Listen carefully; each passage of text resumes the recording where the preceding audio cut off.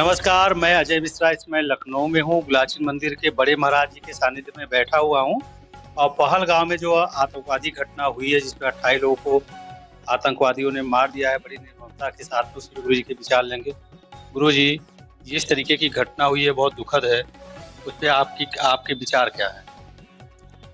अब ये बहुत ही दुखद घटना है और ऐसा होना नहीं चाहिए। भारत में जिस प्रकार का ये घटना घट रहा है, इससे तो काफी दुखी हैं सभी, पूरे भारतवर्ष के जितने भी निवासी हैं सभी लोग दुखी हैं। ऐसा घटना नहीं होना चाहिए कि धर्म पूछ कर, जाति पूछ कर भारत में रहते हो, भारत में खाते हो और भारतीय से इतना बड़ा विरोध करते हो।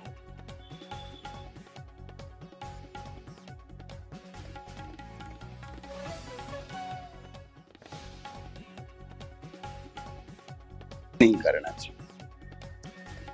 ये जो गुरु जी बात कह रहे हैं कि भाई धर्म के आधार पर भेदभाव नहीं होना चाहिए, क्या इसके पीछे ये भी एक दशकों की मानसिकता रही कि जो हिंदू है वो जुड़े नहीं रह सके, वो बिखरते चले गए, कोई अपने विचारों पे, कोई व्यवहार पे, कोई लाभ पे? क्या ये भी एक बड़ा कारण है इसका?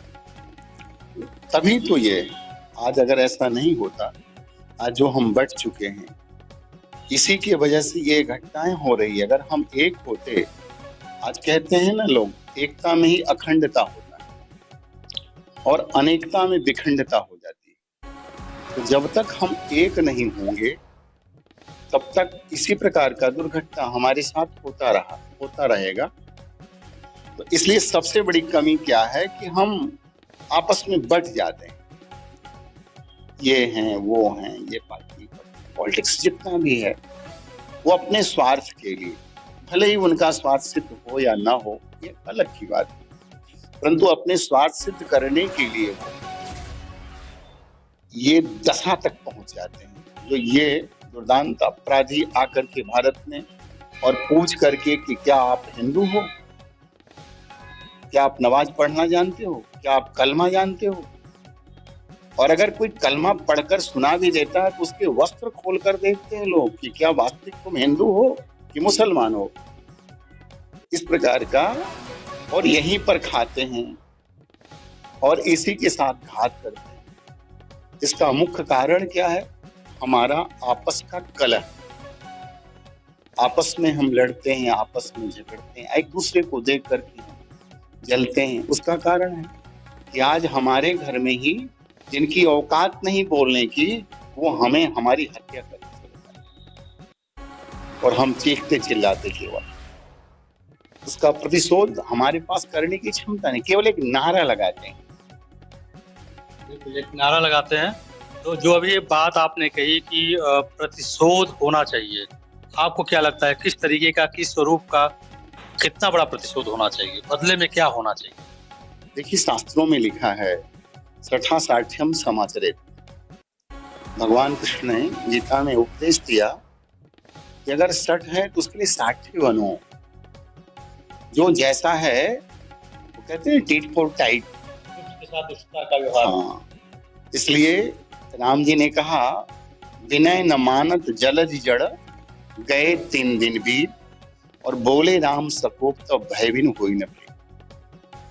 राम जी इतने बड़े दयालु थे, 3 दिन प्रार्थना करने के बाद उन्होंने कहा कि भाई ये प्रार्थना के पात्र नहीं है, ये दया के पात्र नहीं है, मैं दया का पात्र समझकर छोड़ देता हूँ।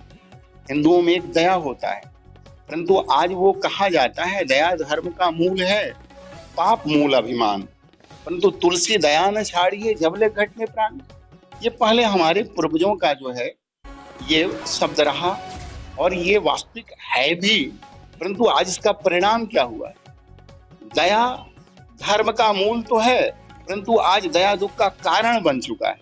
जिस पर हम दया करते हैं, शंकर ने दया किया भस्मासुर पर, और भस्मासुर कहता है मैं तुम्हें टेस्ट करता हूँ, तुम्हारे हाथ मत्थे पे हाथ रखता हूँ, क्या वास्तविक तुमने जो वरदान दिया है क्या सत्य है?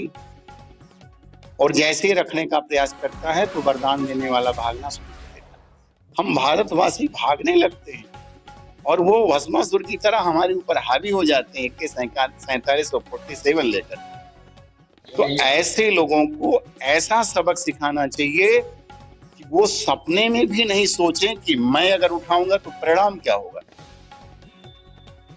ऐसे लोगों को ये दंड देना चाहिए, ये कृत्य उनके साथ करना चाहिए कि भविष्य में वो बचे ही नहीं, और बच भी जाए तो उसके आने वाला पीढ़ी ये सोचे कि ये इसका परिणाम क्या होगा। तो क्या ये माना जाए, एक तरीके से देखा जाए कि बहुत बड़े संत समूह का आप मार्गदर्शन करते हैं और देश के कोने कोने में आपके अनुयायी उपस्थित हैं और आपकी बातों को लेके चलते हैं, मार्गदर्शन में रहते हैं, बहुत सारे आश्रम भी आपके नेतृत्व में चलते हैं, तो ये क्या माना जाए कि पूरे साधु संत समाज योगी मोदी जी के साथ में, मोदी जी के साथ में, कि इसमें पहलगाम का बदला जल्द से जल्द और बड़े स्वरूप में लेना चाहिए? संत महात्मा तो सभी इनके साथ हैं।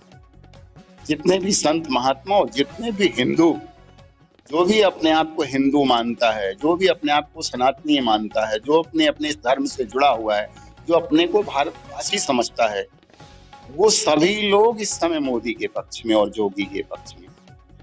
क्योंकि निहत्थों को मारा गया।